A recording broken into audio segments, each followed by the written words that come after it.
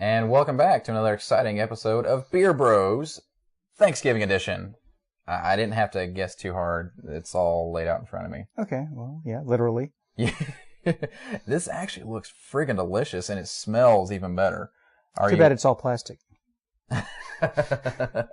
Okay, maybe it's real. Maybe it's real? Well, either way, I'm going to bite into it. Okay. Today, we remember Thanksgiving, a really solemn occasion in which we remember the pilgrims who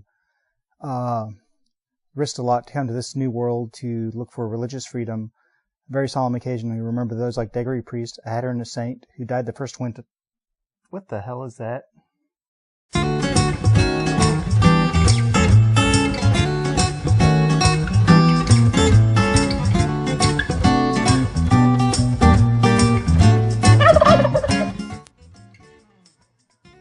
All right, Keith. So I think I'm ready to have some food. This looks delicious. You're probably wondering what beer pairs well with turkey. I am thirsty and hungry at the same time. Let's just shove it in my mouth. Let's go. We're going to start today with a double, which should go well with the... A double ale? Double blonde ale. So we're going to do a true blonde double Belgian style ale. Ah, okay. I like the wax top it has here. Does that make it better? We'll find out. No, maybe it seals it in, and I don't know if it does. Oh, look at that! I pulled off the wax.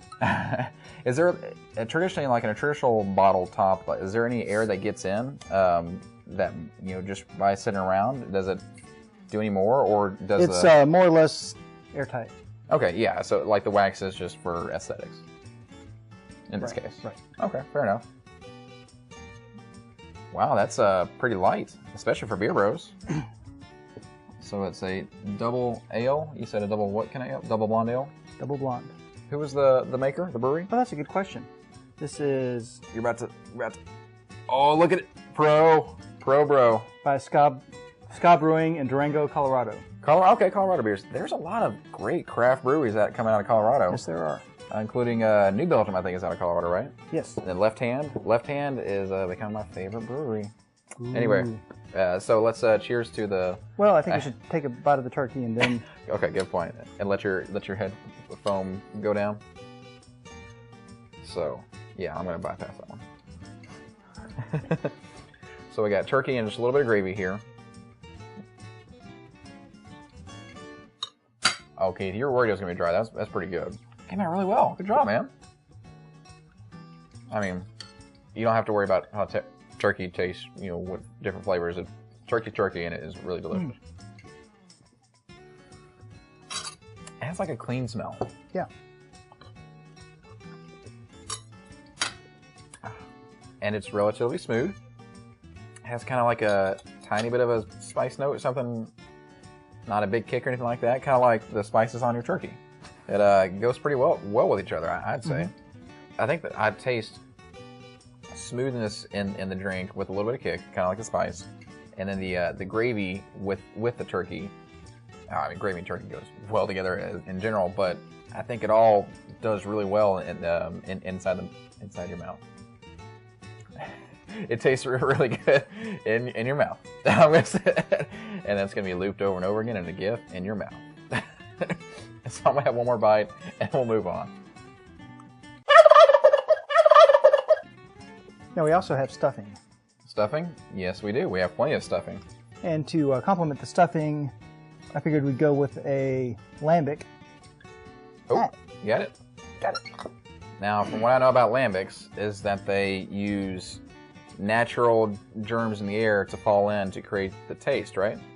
Or basically. To help. Natural yeast. Mm-hmm. And so we're going to do Timmermans. I decided a pumpkin Lambicus would work. Okay, great. Do you know if the pumpkin taste comes from the natural yeast or if it comes from added flavors beforehand? It comes from a gourd that's sort of like this but bigger. Okay. Well, I mean, yeah, they added in. I remember we had a Pesh Lambic or whatever, which was supposed to be a peach taste, and it did. Mm-hmm. And I was curious if it was from what fell in it from the air or what was going on. So I'm trying to learn more about lambics, is what I'm saying. Okay. So, once again, Timmermans.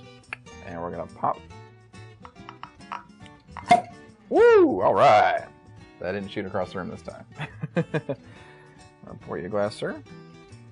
Nice golden pumpkin color. Yeah. Pickles, would you like some? Here, I'll tell you what, I'm going to give you the better pour and get that to you. Aww. Top mine off, because you always give me the head, and I guess I'm... Damn it, that was not on purpose. I was going to say I'm getting used to the foam, even though I'm not. There we go, okay. I'll put this over here. So we're going to try this with the stuffing. Mm-hmm. Pumpkin. Ooh. Ooh. Smells delicious. Cheers. Wait, do we want to try the... Yeah, let's try this. But I was ready to get into that because that smells fantastic. You make a good stuffing, Keith. I'm going to try the pumpkin lambic now.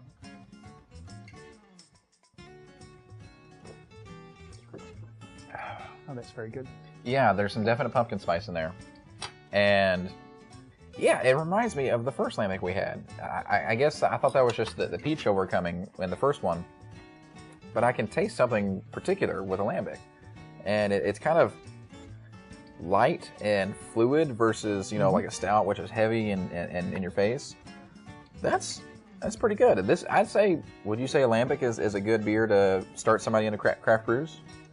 It's easier. In terms of drinking, yeah. Yeah, it's easier to drink and easier to go with, and you can sneak in a little bit of flavor in there, like the pumpkin or like the peach lambic we had before. But this pumpkin lambic by Timmermans. Timmermans.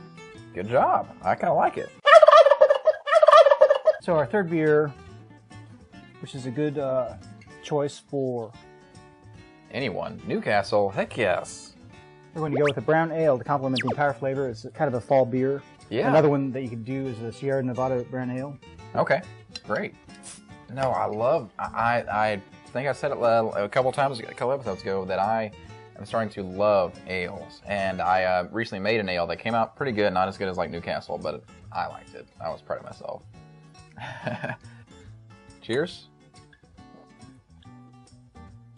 It's a lighter ale than the American one said I like, but it's still a nice brown flavor. Yeah. You could also use a nut brown ale, which would be really good for this time of year with this kind of food. And it will complement your whole Thanksgiving meal, right? I like it a lot.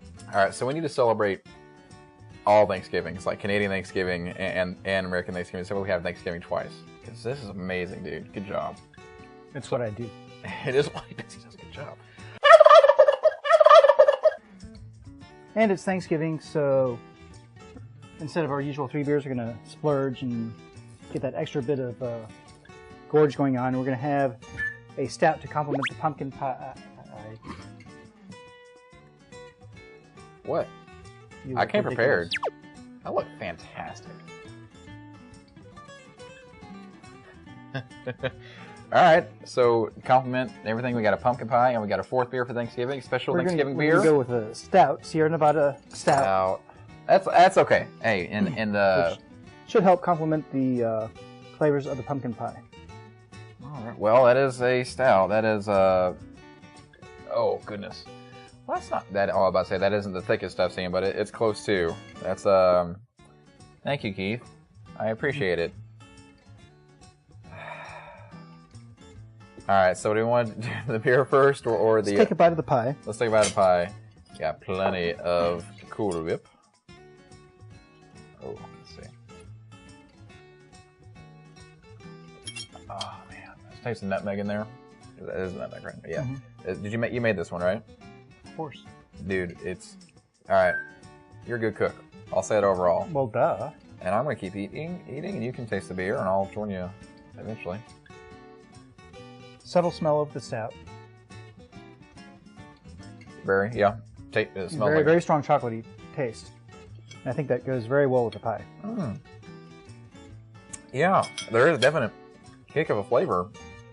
Yeah, and there's a kick of the nutmeg and the different spices, pumpkin spice. Yeah, it goes really well together. Yeah. You know what? Pairing it makes me enjoy stouts more. So, who would have thunk it? So, which is your favorite? Oh, that's a good point. That's a good point. Newcastle is probably going to be my favorite, but Let me do a quick roundabout real quick and try.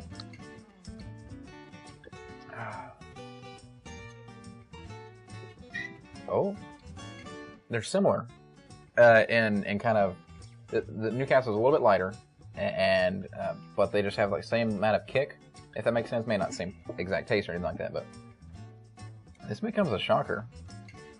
I'm gonna choose a stout. Oh, good lord! This is the first time at Beer Bros that I think I'm purposely choosing a stout. It's because it complements the pie so well, and I love my dessert. Maybe it's just because it's the most recent taste I've had, but it goes really well with the whole. Well, yeah, it goes. I'm gonna stop. Stout, Sierra Nevada. I'm amazed. I'm just listening to the chorus going on. I was going to mention before we close that Christmas is coming up, and what I want this year really. You put your eye out, Keith.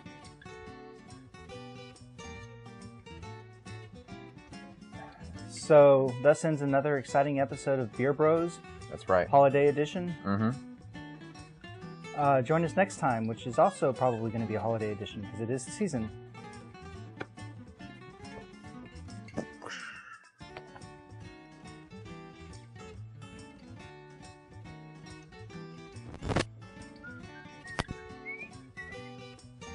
Can't take one of these home.